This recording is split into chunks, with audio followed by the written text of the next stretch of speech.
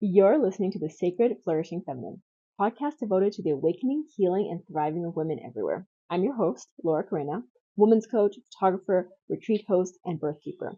But most of all, I'm a mother. I'm a truth seeker, and I'm a woman deeply devoted to living a life that feels sacred, real, and fully alive. In this space, we'll explore cycles and seasons of womanhood: birth, love, death, creativity, and truth. We remember the wisdom that lives in our bones, and we return to the rhythm of our bodies, the rhythm of the earth, and the rhythm of what it means to be fully human. Together we rise, we remember, and we return to ourselves, to each other, and to the sacred that lives in all things.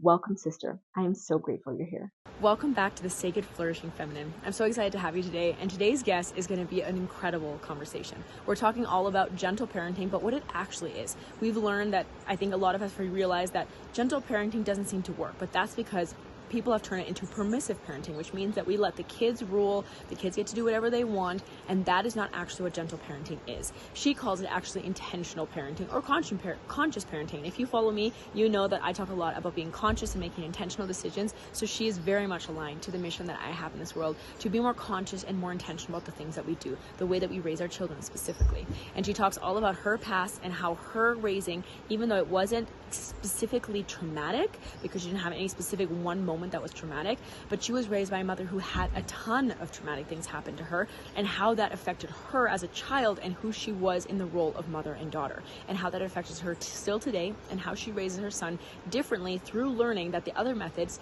the one that was being out of control and times out and all these different things, were not working. And so she decided, let's try something different. And over the last 8 years, she's been learning all about how to do things differently, and she's teaching other mothers and parents how to raise their children in such a way that they feel validated, seen, and loved, and aren't traumatized in the process of being raised. And all of us have that intention as well. I think we had parents that tried their best, did their best, but didn't know about trauma, didn't know how their own traumas affected them as they were parenting, and how they were passed down to us. And now we get to change it for our kids, and it's such a gift, and I'm so excited to have her. So please welcome KJ. Hello, everyone. Welcome back to the next episode of the Sacred Feminine podcast. And I'm super excited to have, how do I pronounce, what do you want to be called? Just KJ, or do you have another name that you would like to be called? KJ. Okay, KJ. I have KJ on, and I love her context. She talks all about gentle parenting, which if I was a little bit skeptical about, but I love the way that she talks about it and the way that she shows that it's not what we have turned it into nowadays, which is, I guess, I think you call it permissive parenting, right? So it's this idea of just letting your kids basically do whatever they want, not having any limits. And it's not about that. It's really, truly, deeply about raising our children in such a way that they have hopefully much less trauma than we do, and that we can really learn to have them be seen and heard and know that they're valuable, and then to help them learn boundaries and limits, but in a way that doesn't cause traumas in the process. And I think it's such a beautiful conversation. I have a little girl, she's 2.5, and you have a little boy, I think. And so I'm really excited to hear. And she just went to the Philippines recently. So I'm going to let her introduce herself, but I'm really excited to have her. So why don't you tell us a little bit about yourself and maybe how you came around to do this kind of work? Yeah, so thank you for having me on. My name is KJ Althoff, and I am also known as Gentle Healing Mom on social media.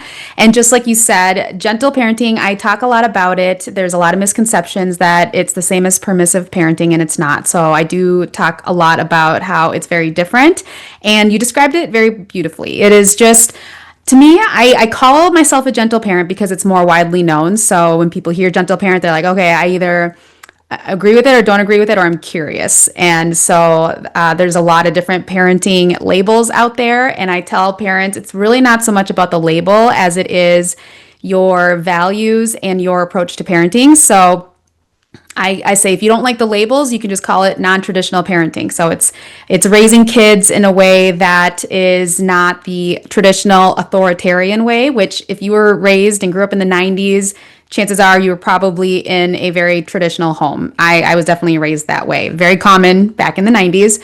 And so many parents nowadays in my generation who have kids and want to parent differently because they realize, hey, I actually have zero connection with myself and my emotions, and I get triggered all the time, and my kids have these big emotions, and I know enough now where it's developmentally appropriate, but my kid's behavior still triggers me because I was not raised with the kind of patience that I needed when I was growing up. And so we have this generation of parents who want to parent differently, they don't know how, they don't know why it feels so hard, but they know that their child is not the problem. That's what my, community is learning, and what we're all about is explaining what gentle parenting is.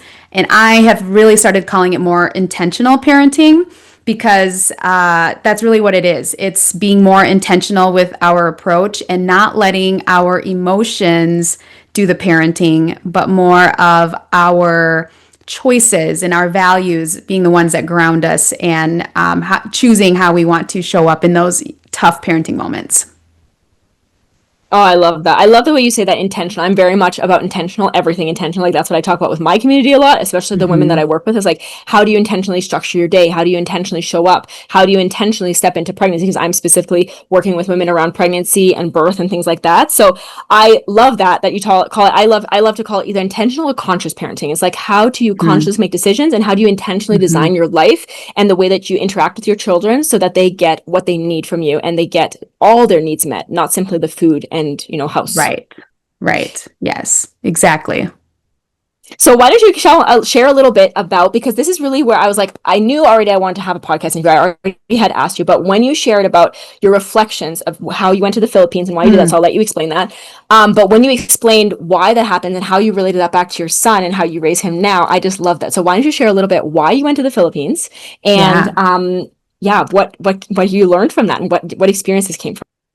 Yeah, so that I talk a lot too about our journey of reparenting ourselves and healing from our childhood wounds. And that's something that I think a lot of us don't even realize, that we have childhood wounds, or we hear the word trauma and we think, oh, I don't have any trauma because nothing huge happened to me that would be considered as trauma. And people don't realize there's different levels of trauma, and it could just be years and years and years and patterns of having needs unmet over time and time again. And you develop these limiting beliefs, you develop these defense mechanisms that you bring into your parenting and your adulthood. And those can be traumatic as well for your mental state, for your nervous system. And all of that plays into your triggers now, and the things that that make it hard for you to show up with patience and control. A lot of that is due to having these childhood wounds growing up. And I did not realize I had trauma and childhood wounds until I started my healing journey when my son was born. And my son is 8 now, and I was 30 when I had him. So I've been on this journey for a while, and it took me a while to realize, like, oh, I actually have a lot to heal from. This is why it's hard for me to be patient with my then toddler son. And again, being from a traditional home growing up, a lot of my parenting defaulted to what I experienced growing up, which is, again, from that authoritarian, control-based, fear-based parenting. So I used timeouts, I would yell, I would ignore, I would do all the things I thought I needed to do, because my goal at the time was to try and gain control, try to gain control over my son and his behaviors, try to gain control over the situation, and feeling triggered when I didn't have that sense of control, because that's just what happens when you're raised in a traditional home. You learn control is normal from the adults, and you learn that you have to control yourself, because if you don't show up a certain way, you risk, getting in trouble, being hurt, losing love from your caregiver. So it's all control based. And I didn't like how that felt as a parent. And it took me a lot of healing and reconnecting with my inner child to realize why it was so hard for me to show up the way I wanted to as a parent. So my trip to the Philippines, kind of long-winded, but my family is from the Philippines. My mom's side, which there's a lot. I mean, there's a lot there to unravel as well. But basically, long story short, my journey back to the Philippines was to reconnect with my roots. I grew up, there's just a lot of history there with my mom's background, and I was actually born in the Philippines as well. The man who I call my dad now is actually my adoptive father, and he actually was able to bring my mom and me to the United States when I was 3, and he really saved us from a pretty scary situation. Again, I have no memory of it, but for the longest time, I basically did not connect to my Filipino roots at all. My mom experienced a lot of trauma. Your stereotypical trauma. She went through it all, and including having me. So my mom moved here. She had zero support system when she grew up in the Philippines. Zero support system when she moved here. It was easier for her to just pretend none of it happened and just move forward. So with that, I basically did not understand anything that happened before we left. And I grew up with this identity that I didn't have that half or that part of me. And I identified my adoptive father as my real father. I mean, as a child, I kind of knew he wasn't, but the story we were telling everybody, because we didn't want everyone to know everything about our lives, is that he's my biological father. My younger brother and sister were, my full brother and sister. And I just kind of lost touch with my identity of being Filipino. And I just would tell people, yeah, I'm half. And so that was my life basically for 3 decades. And it's crazy because, I went to college, I went to grad school, and that was my story. That was my identity. I didn't feel any pride of being Filipino. I didn't have any connection to my culture at all. And then as I'm going through my healing journey, I'm learning, so much more about how that affected me, from a developmental standpoint, and how as an adult, it really affected my insecurities and being able to show up authentically, because I just always felt like I needed to hide this part of me. And during my healing process is when I decided, I don't want to hide anymore. I want to feel free to be who I truly am. And I'm still going through it, because it's really hard to rewire yourself and to unlearn a lot of those limiting beliefs that you develop having that kind of identity. So my trip to the Philippines was really a chance for me to reconnect with where I came from, who I am, and it was also a chance for me to really reconnect with my mom and really understand her story. She opened up to me. We got really close on that trip, and she took me to the town that we're from, where I was born, and I got to meet her childhood friends, and I got to see the neighborhood she grew up in, and I got to see the schools that she went to. And it was such a healing moment for me to just be able to go back and to meet the people that loved her, loved me, knew me before I moved here. And it was really important for me on my healing journey. And I'm still very much in it. I'm still very much working through the fear of being seen. But that trip was very intentional for me, because I want to reconnect with my Filipino roots and feel pride in that part of me, because that is a big, big part of me. So I hope that answers your question. It's long-winded, but it's just a very long story. And I just gave you a very brief snippet of it. Yeah, I can only imagine. Absolutely. That was really great. I loved hearing it. And one of the things I remember you saying on your story is that, which I did the same thing. So I totally resonated with this, is that when you started your healing journey, you realized all the stuff that happened, that you actually did have childhood trauma. Because I felt the same way. I was like, well, I had a good childhood. I had really, loving parents. They really cared about me. They did their best. And they were probably the best parents of my generation that I knew anyways. And like out of all of my friends, I remember, many times, I don't know if it was like conversation, I was that I would never choose any other parent. So I was always content with my parents growing up. And then in my pregnancy, it really opened up to me that there was a lot of things. I was like, oh, and it wasn't their fault. It was just things that happened to be byproducts by them. And they did the best they could with it. We were also immigrants. So we immigrated to Canada from Germany. So they had to work really hard. They were often, out and about, and honestly, basically never stopped working until I left from high school, like left the house. And so that was a part of who I was. And it was fine for me, because I was so independent. I was like, it's okay. It doesn't really matter. But now looking back, I see things. And so when that happened, I kind of distanced myself a little from my parents. It wasn't intentional, it just happened. And you said the same thing happened to you. So this trip was like a beautiful reunion back with your mother, right?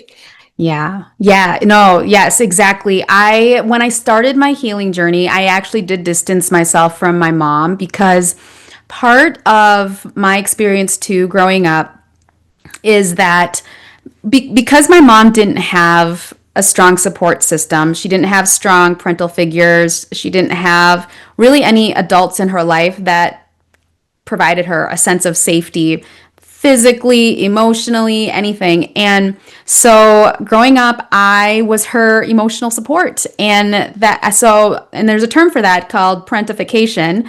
And that is when you lean on your kids before they're developmentally ready. And honestly, I grew up and felt very responsible for my mom's emotional needs. And I was almost like a parental figure for her. And I love my mom to death. And as an adult now, I can understand, why she needed somebody. She needed someone she trusted, and she trusted me.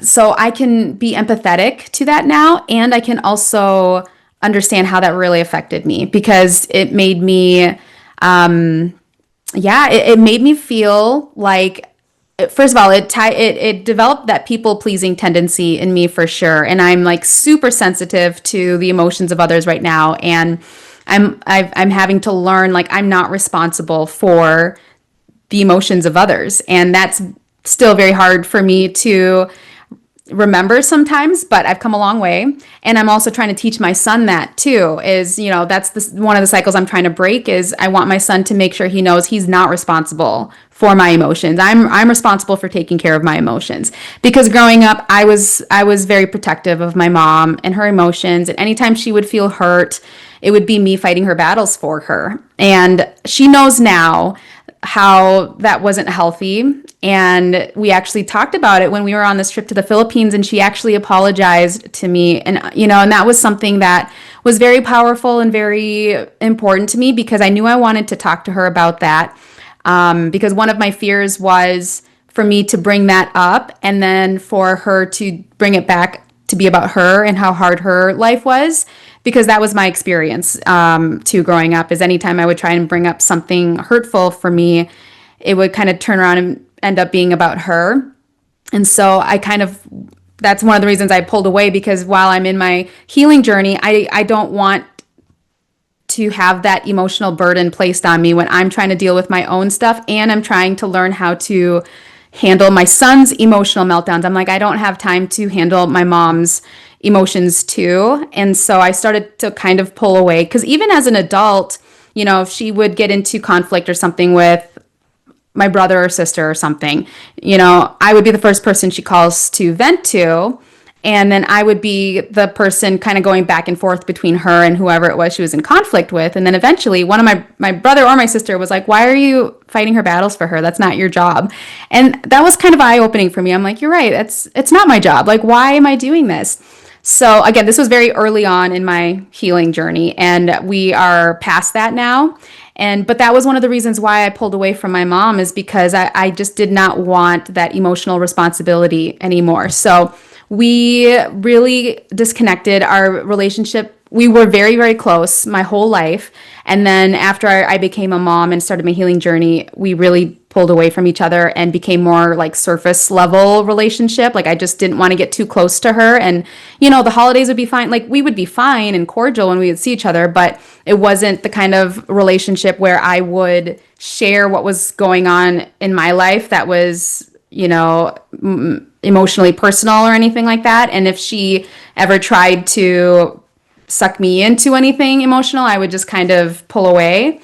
So that was kind of our relationship for the past, 7, 8 years, until this trip recently that I took last month. We became really close. We're close now. I mean, we're talking almost daily, or we reach out.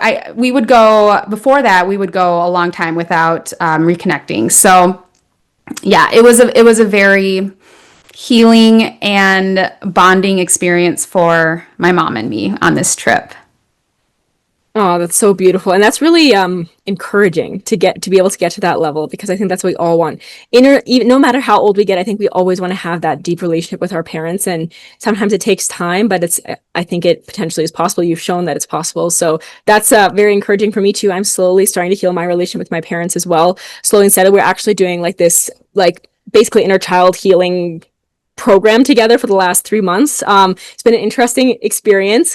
But yeah, I feel I resonate with parts of your story of, for me, it was that I was always very much very mature very quickly. I understood things very quickly. So then people treated me like an adult from very young, which in one way was great because that's who I was. But the other way, I wasn't allowed to be a child. So I remember very many times my dad would say, if you want to be an adult or be treated like an adult, you have to act like an adult. So when I would have emotions or I would have something really difficult, I wasn't allowed to share them, or I wasn't allowed to freak out and actually express what I was feeling and have those, emotional releases.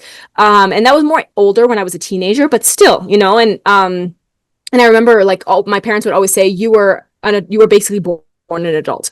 And maybe I was, but now looking back, I realized that I was never a child. And I'm learning actually now with my child, how to bring my childish energy back out and just like not have so much control, not have so much structure. And so I do have a structure, like obviously I have a business. So I have like these hours of the day that I work. And when I'm there, I'm focused. But as soon as I'm back with my daughter and I'm every day's better. Today, for example, was a beautiful day. I worked this morning, then she came, and then we went to the house, we played for a little bit, then we went down to the river. I'm actually in my bikini right now because I came straight from the river, and like we just hung out. And I'm just like learning to have this like flow and like not always be so structured and regimented, which I've always been my entire life, and to just like be a child again. And it's kind of fun. I get to do it with my daughter, and I realized yesterday she's my best friend. This is so much fun. Like this is so cool to raise a little girl and to see her in the way that sometimes I wish the world would have seen me, or maybe they did, and I just wasn't able to take it on.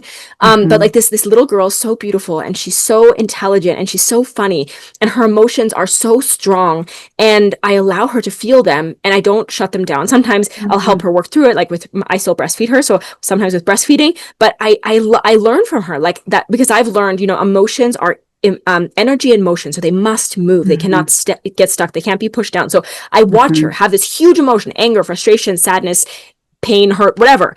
And she feels it really intensely. She screams and yells and is mad about it. And then it just dissipates, whether it's with my breast or otherwise. And then she goes back to life again. And it's just gone. It's just forgotten. And I'm just like, wow, I'm learning so much from her. And there's moments now where I have these emotions come up, where mostly when a trigger is set off for me. And I'm like, I'm just going to let myself feel it. I'm going to let myself this evening just feel it. I'm going to cry myself to sleep. I'm just going to let it happen. And tomorrow I'm going to start over again. So I'm not going to wallow in it, but I am going to feel it. And I'm going to let it happen. And that's really cool. So I'm learning a lot from my daughter, and it's really, really cool. I love that. I love that so much. I just want to add, because it's such a difference between, how you were raised, like when you were a child, just being told, okay, if you want to be treated like an adult, act like an adult. And it really, as a child, it puts being a child in a negative light, like, oh, there must be something wrong with me because I'm a child and it's better to be an adult, right? Like it really does suck that magic out of childhood when you are told, oh, I can't be taken seriously unless I act not like who I am right now. I have to act like something different. Whereas now, you being a parent and you are raising your child, your daughter, right, in a way that is like, you are amazing for who you are because you're a child, like it is such a an experience. I love being with you. I love what you bring out in me because of just being who you are. And I think that is just so beautiful. And that is honestly the reparenting journey so many of us are going on, is when we are choosing to parent differently from how we were raised. If we were raised with that mentality growing up, and now we're trying to raise our kids in a way where they feel seen, heard, and validated, and where they can feel like it's safe to be who they are authentically. I mean, I just think that's such a beautiful thing that's happening right now in the parenting world. Oh, thank you so much for reflecting back. That's exactly how I felt. I definitely felt my whole childhood that if I was just older, things would be better. If I was just older, things would be better and easier, and I would have more freedom. And the crazy thing is I already had a lot of freedom, so it wasn't really about freedom. It was more societal freedom, because my parents gave me a lot of freedom, which I think wasn't a bad thing. Actually, I think that they did a really beautiful job of that. Like, my parents did a lot of things right. Like, I don't want to say that my parents were bad at all. Actually, they did a lot of things right, and they did a lot of things really differently than their parents, because their parents, both of them, were emotionally unavailable for them, physically unavailable for them, and like completely cut off. So they, compared to their parents, are like million times better. And I just hope to continue that generational learning of being better than what I learned, and not because my parents were bad. And I love my parents, and I'm honestly so grateful for them. They're my superheroes, like truly, like my mom worked her ass off. My dad worked his ass off in order for us to make a life in Canada. And the life that I have now, where I get to be with my daughter daily, is because they did that. They set it up for me so that I could do things differently. My mom always taught me that I could do anything in my life. And if I did it with passion, I did it with love,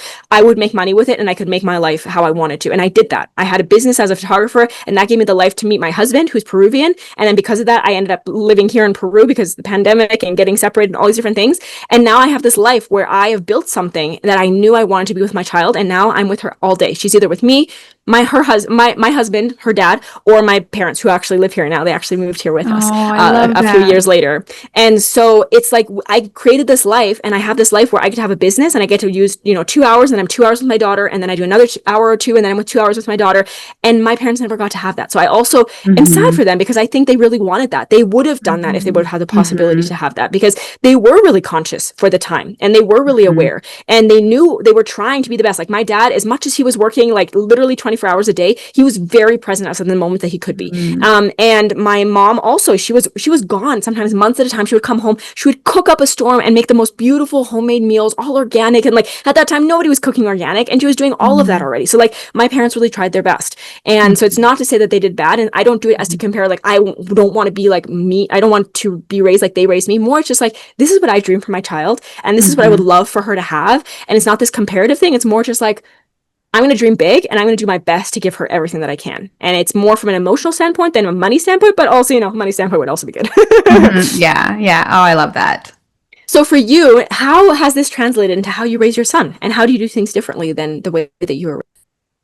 Yeah, so for me, I am because I wasn't raised with that emotional awareness and being able to self-regulate, it's still hard for me. I still get triggered very easily, but I now understand what it means to regulate your nervous system. I now understand what it means to feel your emotions, and I understand how children develop. So that has really helped me show up more with patience with my son. And my son is very much a very strong-willed child, which, the term strong-willed gets very negative, negative viewpoint from people. They see it as like, oh, kids are bad, or, all this stuff. But I actually see strong-willed children as a very positive thing. And to me, a strong-willed child just means they know what they want. They know how to advocate for their needs. What if they feel like something is unfair, they're going to speak up. And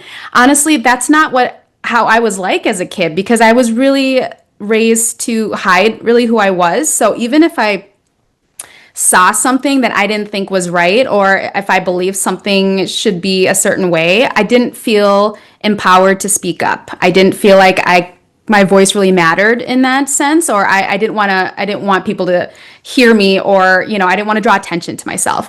My son is not that way. So when he doesn't agree with something, or if something doesn't make sense, or if he doesn't feel like he should be doing something, he's not going to just do it, and he's going to speak up. And I actually love that. While it's triggering for me, because sometimes you just want them to do what you ask them to do, but at the same time, you look at it as like, okay, they feel empowered to use their voice. They want to communicate. He doesn't have the skills right now to communicate in a way that's most effective, so it doesn't feel very respectful at times.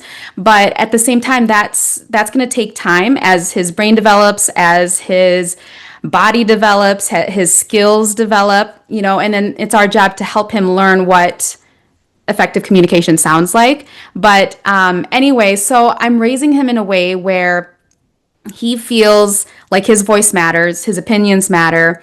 I try my best to have the most collaborative approach with him when it comes to making decisions. So even when it involves, a decision between, if I'm having a conversation with my husband, on a topic, we try to involve him as much as possible and get his opinion and just his thoughts, like family vacation planning. What are your thoughts? Like, what would be a fun place that you think that we could do this year or next year or whatever? Or, when it comes to his activities, it's like, which sport do you want to do? He's very into sports, so that's usually a topic that we have often. But we let him decide, like, how involved do you want to be in this sport? Like, when do you want to do it? So we really want him to feel like his opinions matter, and to the point where if he doesn't get a say in something, like, he's gonna speak up. And I don't believe I really felt that I had that level of, as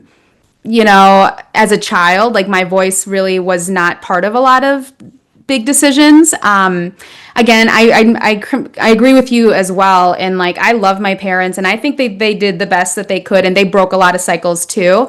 And it was still, a home in which, my voice was very much not a big part of the family decisions that were made. And so it's not to say that every family decision that we make, my son gets a say in it, but for as much as we can, we try and include him and have him involved in the things that we're talking about. If my husband and I are having conversation and he asks, "What are you guys talking about?"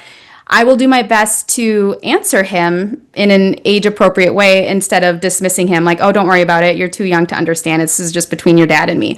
If I'm going to choose to have a conversation with my husband in the same room as him, he's welcome to ask questions. If it's not a conversation I want him to hear, then I'm going to wait until he's not around for me to have that conversation with my husband. So we very much are raising him in a place where his voice is just as important as mine or my husband's.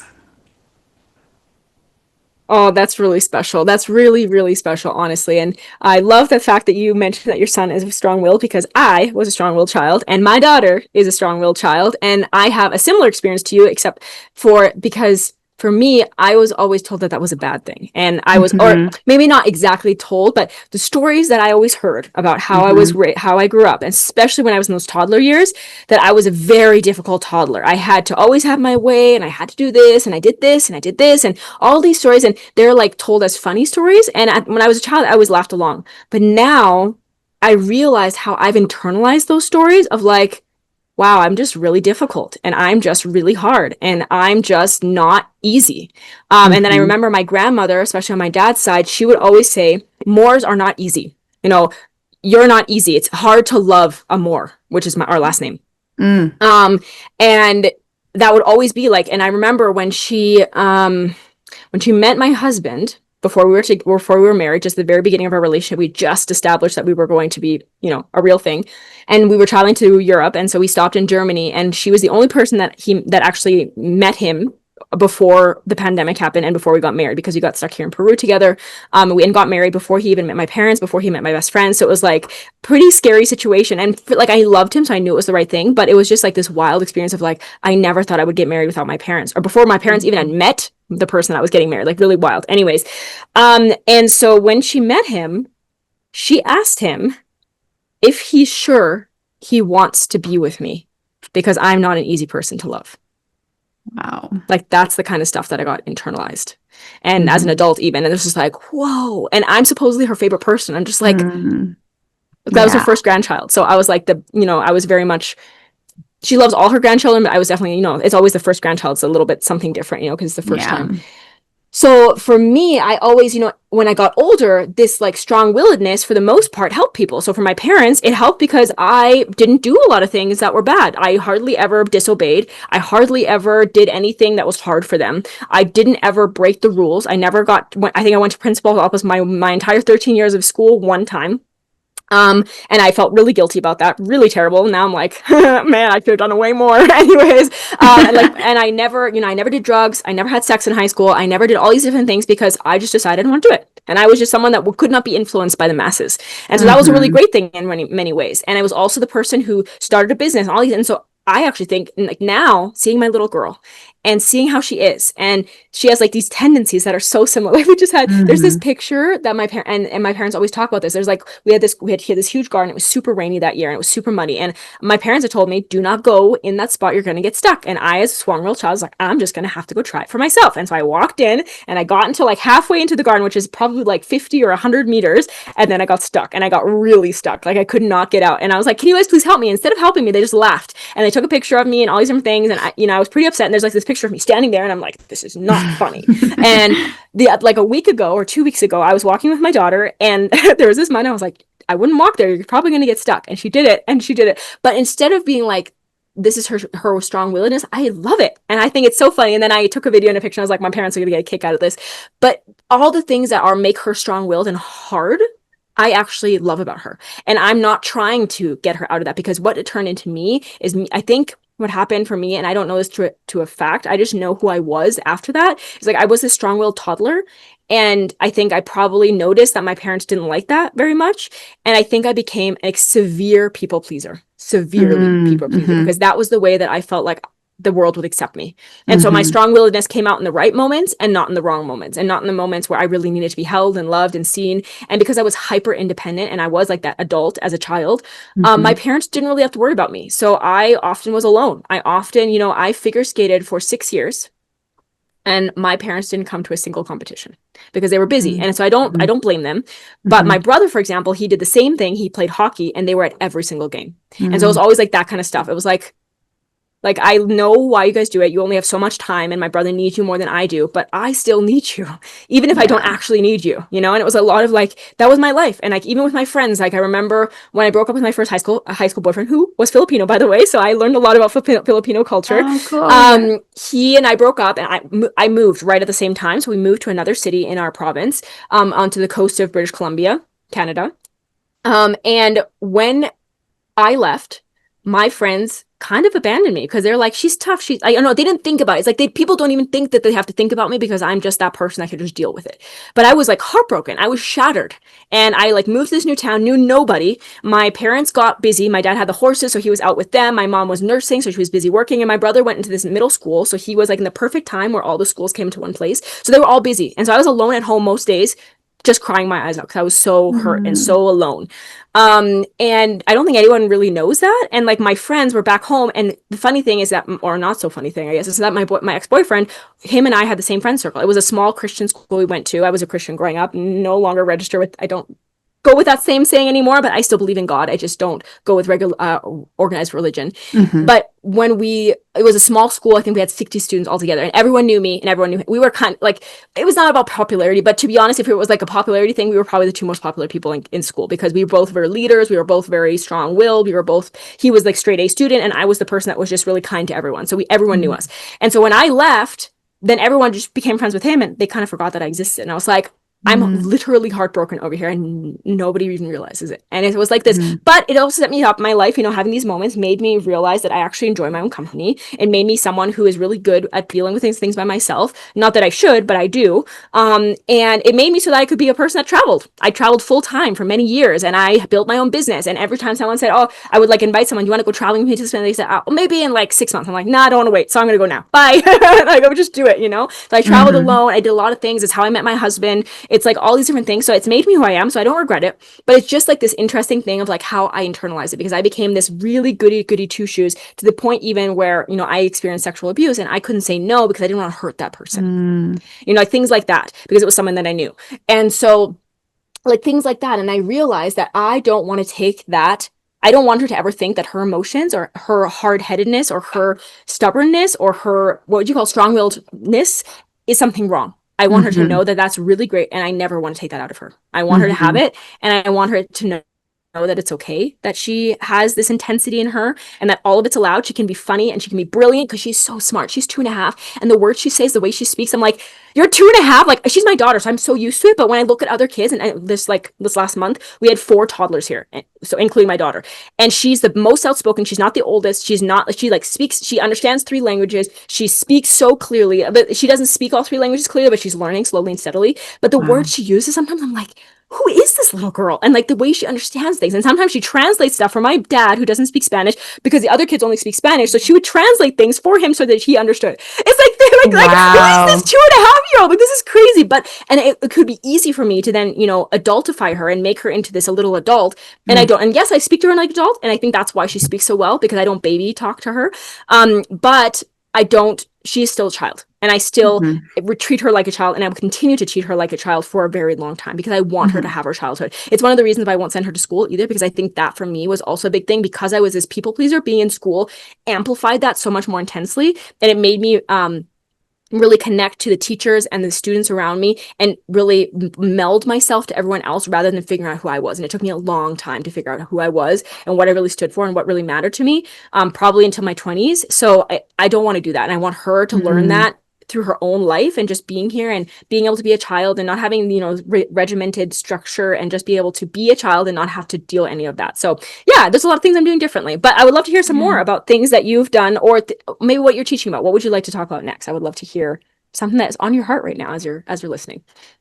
Yeah, no, I love that story. You know, you've come such a long way, but I love the self-awareness too, and just how you're applying all of that to your parenting now. And I feel like there's so much too from my own childhood that I have learned and I can take away from, and I can appreciate my own experiences because I was very much a people pleaser as well. And that's something that, even though it's triggering, I'm so glad my son is not a people pleaser. Like, he will tell you no if he doesn't want something, and I just love that so much about him. Exactly what we were talking about, and just how being strong-willed it's not something to be ashamed of, or there's nothing wrong with it. It is just challenging. It is more challenging, and it makes me, as you're talking, it makes me think too of just the different ways that I want to help my son lean into that, because honestly, one of the things with strong-willed children too is they're going to make excellent leaders one day, and my son is a natural born leader now. Like, he's not afraid to speak up. His friends follow him. And, right now, as parents of children who are more strong-willed, we can help to guide them and help them use their leadership skills in a way that for good, and so it's a lot of that is teaching kids what it means to make good choices, and how to help other kids feel included versus excluded. There's different ways that we can guide our children to use their natural leadership skills in a way that is positive and a way that sets a good influence for people around them. And it's really how we treat them at home. So if we want our kids to be respectful and kind to others, that has to show up in how we parent them too. So that's one of the ways in which I try to show up as a parent too, is to treat my son with respect and to show him kindness even when it feels really, really hard. And I can't say that I do it perfectly every single time, because I'm human too, and it really depends on my level of regulation and what my day is looking like. And so I don't want any parent to think that you get to a point where you just parent everything perfectly and your interactions with your kid is flawless, because you're going to have challenges. But I think what really matters is what your overall parenting looks like. You're going to have ups and downs throughout the day, throughout the week, throughout the months, but as a whole, how are you showing up as a parent? What are your values? What is your overall approach, in general? That's really, really what matters. Not those one-off, challenging moments where you've lost it. That's not what's going to traumatize your child, right? When you have those oopsie moments, and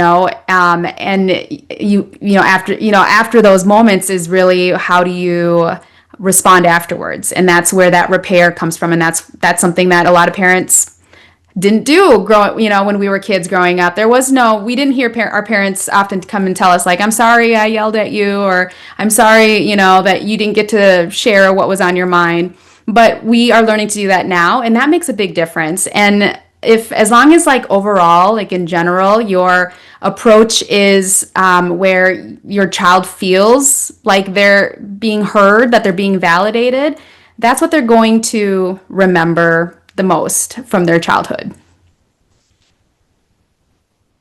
Yeah, that's so beautiful. And yeah, my daughter is also not a people pleaser, and I've purposefully raised her that way. I'm like, you don't have to do anything you don't want to. So, for example, this is a really clear example, and I've done this from the day that she was born. So when she was born, and I don't know if this was something that maybe my energy put off, because I realized in my pregnancy that I had actually been separated a ton with my mother, and that really has a huge wound in me. And I think that's why I have severe abandonment issue wounds and things that have led over time.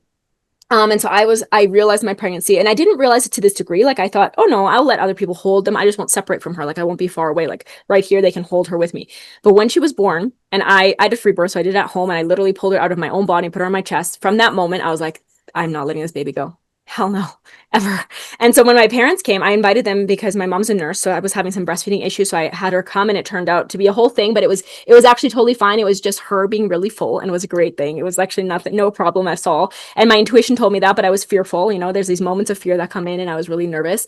But when she was there, then the automatic things happen. Of course, I'll let my mom hold my dad. But every time, especially around day 3, which is the day that your milk comes in, and that's when you have a ton of crazy hormones coming in. But crazy is what our society says, but truly they're hormones that make you bond really deeply with your baby. Mhm. They're bonding hormones and that's why you become so emotional. And I noticed, like, when I let my mom hold her, I all of a sudden became super emotional, and this super deep pain in my chest and my whole body, just like I couldn't even explain it, like a physical pain that came through me. And I was like, I can't let her go. And that, like, my mom was crying, and I was like, I just want to hold her. And so I just held her, and I didn't say why. And I would notice that there was this deep urge in me not to want anyone to hold her. It was something that really surprised me. I did not know this. Like, I always thought, yeah, women have intuition and all of that, but I didn't think that there would actually be a physical pain in letting her be with somebody else or be away from me. And so I honored that. And I was like, okay, I'm going to trust this, and I'm just going to go with it. And like, I luckily had a beautiful women's circle, and we talked about it. I was like, am I being selfish for not letting people hold my baby? And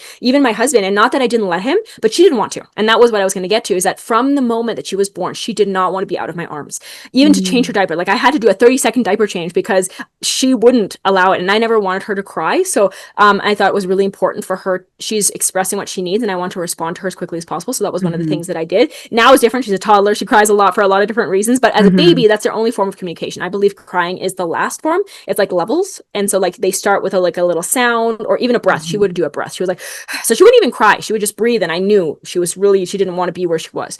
And so I would do it as quickly as possible. I did baby pottying too, so that actually made it a lot easier. So I would sit her on the potty against my chest on the potty, and then she was totally content. She had no problem with doing that. But if I laid her down to change her clothes or something like that, she was not a fan of that. And it was same thing happened with other people.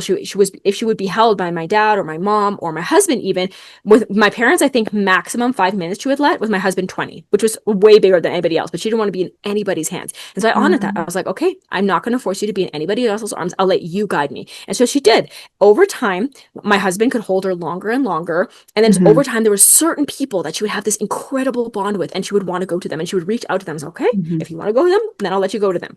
And it was all her guided. And so she's learned through me that, one, she has built this trust with me that I'm never going to separate from her. And so now she can be gone. Like, it's been almost an hour since we've been separated, and she's totally content being there because she knows that the moment she needs me, she'll come straight to me. Like, my parents know to bring me, or I'll come down to her. She has this trust now that I'm not going to go. And that time of, like, not being laying her down for 30 seconds was like 30 seconds before, then it was a minute, then it was 2, then it was 5, then it was 10. And over time, she built this trust that, no, it's okay. My mom is always going to be here. She's not going to leave me.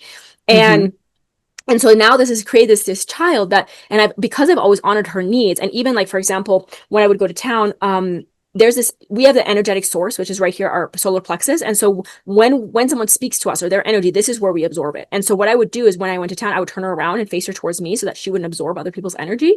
And it was really crazy because in Peru, we have this culture of kissing on the cheek. So when I would go to kiss someone, she would cry immediately, or like she hated everyone else's energy. Like, very few people would she like their, and she's very sensitive.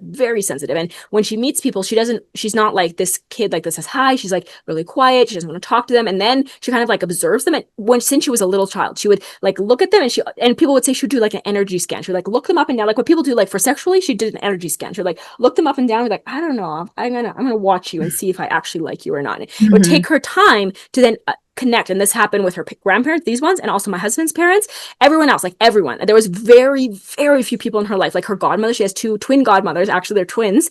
And they were one person that she immediately, like the second she met them, she wanted to be in their arms. Every time she sees them, she runs straight to them. Like, nobody else. If she's apart from someone for a month, she needs some time to like readjust to their energy again. And then she'll go and play with them. And then every day, if they hang out every day, then it's easier and easier. But if there's like a break for a while, she needs time to re-engage with that person. But there's like very few people that have really special energy, and she's like just an energy sensitive person. And I think that's so special. But when we're in town, because she is very the odd one out here, she is blonde haired, little bit lighter, but she is tan. She's much more tan than I am. She's more like her dad than me in that way, but she's blonde hair and she has these beautiful big eyes and the eyelashes of my husband, who has these big dark eyelashes, which I was like, thank God, a girl that has nice eyelashes finally. She is like this child that now everyone wants to look at and touch. And here there's a culture of touching all the time, and she hates it. And so when she was younger, she would always cry, and I would have to go over my people-pleasing tendencies to tell them, please don't touch. It was really hard. It was a good workout for me. And now she does it herself. She said, no. Good for her. And I'm like, I love this little girl. She's so cool. Yeah, that's amazing. That's and so yeah, good. what you were talking about your nervous system, just the other day, like 2 days ago, I was like in it, I was really struggling, and I was like at my limit with my nervous system because I've been working really hard in my business, and then I'm dealing with my daughter, and then doing all things, and like, marriage stuff, all the things that are there. And I just had this moment, she was like being really fussy, and I was just like, I flipped. And then, but what I did is like, in the moment I was like, I'm flipping, I notice I'm flipping, and it's happening. And then I was like, okay, it's flipping, it's fine, it just happened, it's okay. And then after that, I calmed down, breathe it out. She's upset for a second. And then I was like, I'm sorry. Mommy is at the edge. Let's go for a walk, and mommy's going to regulate her nervous system. And I'm really sorry that I did that. And actually, the person who taught me was my dad. He was like that too. And that was one thing that he gifted me. Two things. One was that he always, after a flip like that, he would come, like we would cry, we'd go to our room, whatever. And he would always come, especially with me. Him and I would bump heads a lot because we were very similar. So him and I would have a lot of arguments, and then he would flip out, and I would be, I'm done, I'm leaving. And then I would go to my room, and then he would come to my room, he would sit down, he would hug me, and I said, I'm sorry. That was too much. And That's so he really taught me that. Was really beautiful. And the other thing he taught me is that he was a very much like more of an, like that, what was the word that you used? Like, disciplinary? No, what is the word? The type of parenting before, like the, spanking and all of that. Traditional, like authoritarian? There you go. Authoritarian. He was very authoritarian. My dad is a leader, but he's like the authoritative kind of leader rather than the love kind of leader. And so he started that way. And then when I was about between 8 and 12, somewhere around like 10 and 12, I watched him change. I watched him. I was old enough to realize the difference. And I watched him go from this person who would spank and get mad and pull the ear and all these different things to a person who was calm. And yeah, he still would just mess up sometimes, but that was, I think, when he started to apologize. I don't know if he did that before. I can't remember. I was too young to remember, but I think that's when he started to apologize, and he learned more. I don't know if he knew he was regulating his nervous system. It was not conscious, but he somehow managed to do it. And he totally shifted. My brother doesn't remember this, but I remember it very clearly. So what he taught me is that a person can change. And that was really cool because you mentioned like that these young kids are natural leaders, and that we can teach them how to be natural leaders. And I was like that. I was a natural leader, like I always was. And that's why I connected with that 60-person school. I was connected with every child from kindergarten to grade 10, because I was a natural leader. I was really good at making people feel comfortable. I was really good to speaking. I've always been a very good speaker. Communication is very important to me. But when I was in that time frame, when I was living there, I was a very, what is the word? Bossy, especially as a girl. Everyone's like bossy. I was very bossy, and I hated that label. I hated it. And so when I moved, I got to like decide who I was going to be when I moved in 11th grade. And then I was like, okay, I'm going to figure out a way to no longer be bossy.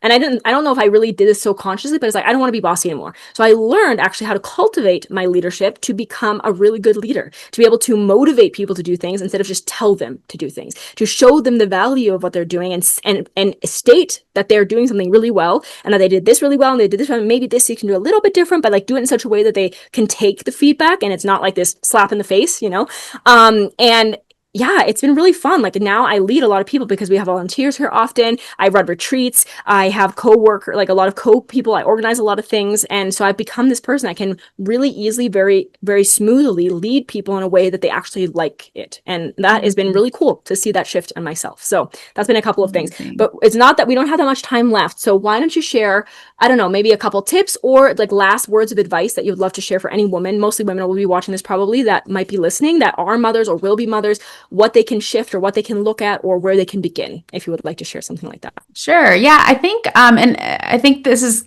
kind of a takeaway too from what you just shared is that anybody it's never too late to make a shift in your journey and to change. And I think you shared that beautifully with your own journey and also with your dad, is that I think a lot of the parents that I speak with too, maybe their kids are older, and they worry that it's too late or they've already parented this way and now what's the point because their kids are too old now. And honestly, you can change your journey, you can change your parenting at any time, and your kids are going to see the benefits of that no matter how old they are, even if they're already adults. And I've seen that personally myself. And I think that especially if you are about to become a mom, or maybe you have, your kiddos are still very young,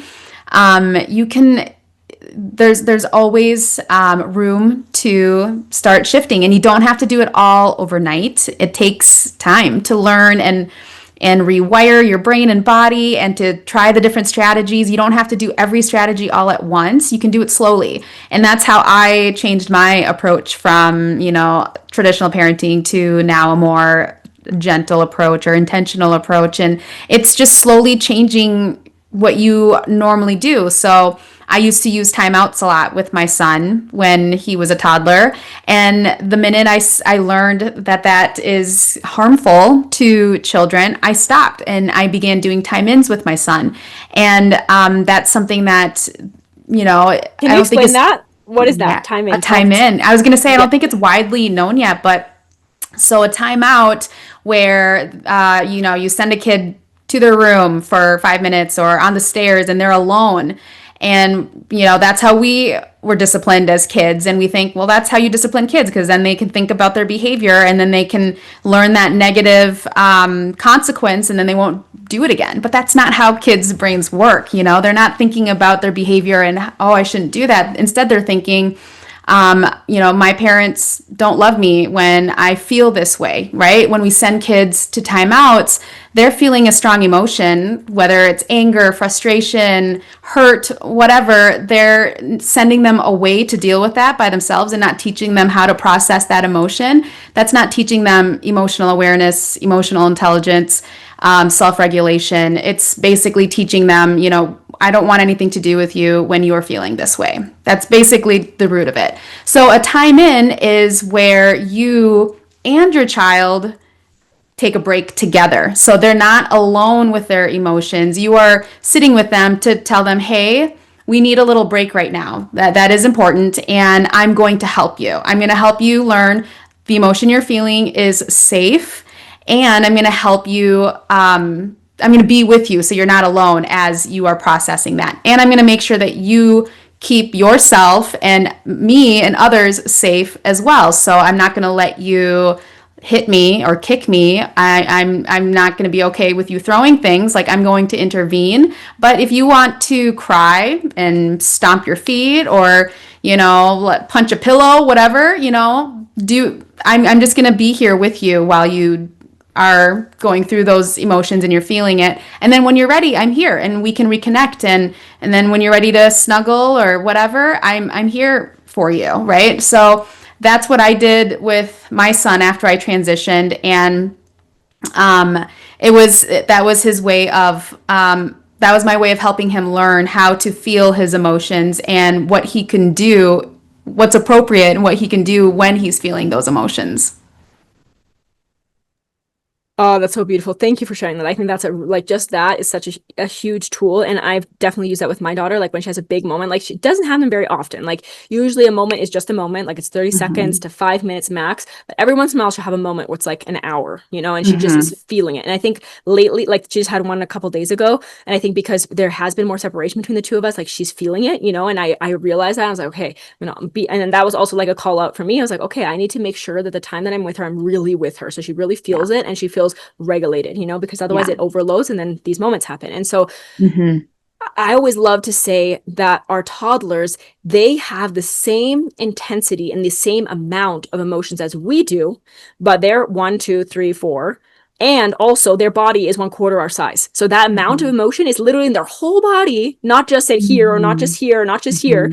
And they don't know what to do with it. And it's just like that, like hitting or whatever they're doing is because it's like an explosion that's happening in them, and it's a reaction that they don't even, it's just instinctual. And so what we have to teach them is that the reaction is not bad, just how they react and where they react is not, They just teaching them, guiding them to, okay, like you said, actually, that was a really good thing. I didn't think about it because my daughter she was hitting me, but she wasn't hitting me, which was interesting. At first I was like, don't hit me. Then I realized she was only hitting me here. And it was almost like she was using that tapping, and it wasn't hard enough to actually hurt most of the time. It was almost like she was using that tapping to regulate herself. And it was really interesting. She's like standing here in front of me and like just winging her arm and just hitting me like this.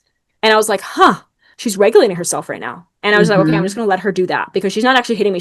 She would have hit me in the face. Yeah, that's a no-go. But because she was doing that and she was doing it with me and not with another child, it's a totally different situation. And eventually she's only 2.5. It's really hard to communicate. And in those moments, they are not able to think logically either. That's what you remember. Right. So when we tell them, don't do that, that's not allowed, blah, blah, blah, they can't think logically in that moment. And I noticed this with my daughter because she's like two different people. One is the regulated version of self where I tell her, for example, that candy is toxic and we're not going to eat that. We're not going to buy that. She's like, and then we'll walk by another day and she's like, that's toxic. We're not going to buy that. And really easy. But then there's days where she's not emotionally regulated because she was more disconnected, she didn't sleep well, maybe she's really hungry, then she wants that thing and she's really frustrated and she cannot understand why I won't give her the thing that she really wants, And so I noticed this, that when she's in this state, there's no rationalizing. And so that's why when we get angry, when they don't hear us or when they don't stop, we have to remember that they are not doing it because they're a bad person. It's literally because they cannot. Their brain is shut off and they're only in their instincts at that moment. And so I love to say that because I think that's really helpful to realize that our children aren't trying to be disobedient or aren't trying to hurt us, they aren't saying these things or walking away or getting mad at us to hurt our feelings. They're just doing whatever they feel instinctively is the best option. In that moment. And when we are there with them, like you explained, we are showing them that their emotions are okay, that we're always there for them no matter what. Their reactions will not change how much we love them. And I think that is the greatest gift. And I'm just about to cry. It's the greatest gift we can give them, is to realize that their emotions are allowed. There's nothing wrong with them. And what they feel is totally okay. And then to learn how to do it differently and to be at least one person in the world that's safe for them, if anything else. Exactly. And they can do whatever and be ever, and they're always loved, they're always cared for, and nothing that they do will ever change that. Yeah. I love that. That's beautifully said. I think that wraps up like everything that we have experienced and how we're trying to do things differently and what we're giving our kids now. And it really is to give them that sense of safety and security. And I honestly agree that that is truly the best gift that we could give our kids. Absolutely, I agree. Well, thank you so much for your time. I know you have to run off. I'm going to put the link of your Instagram below, but why don't you say it out loud just in case? And do you have any other places that women or families can find you if they want to learn more about you? Yeah, so you can find me at Gentle Healing Mom on any social media account. And you can also visit my website at www.gentlehealingmom.com. And I have resources on there for moms as well. Amazing. This was so great. I've loved your account ever since I found it. I think I don't even know how I found you. I think it just popped up one day on the thing, and I've loved what you share. I love how you talk about the things you do, and especially like I said, the processing you've done since your trip. And I think that's the whole point. And I just love that, and that really like clarified what I would love to talk, what I wanted to talk to you about today. And I just appreciate your time and what you're doing. And I think all of us who are trying to do anything different, whether you're like us that are teaching people things and this is our business, or women who are just doing it differently with their child, every single one of us that decides to do something different is literally changing the world one child at a time.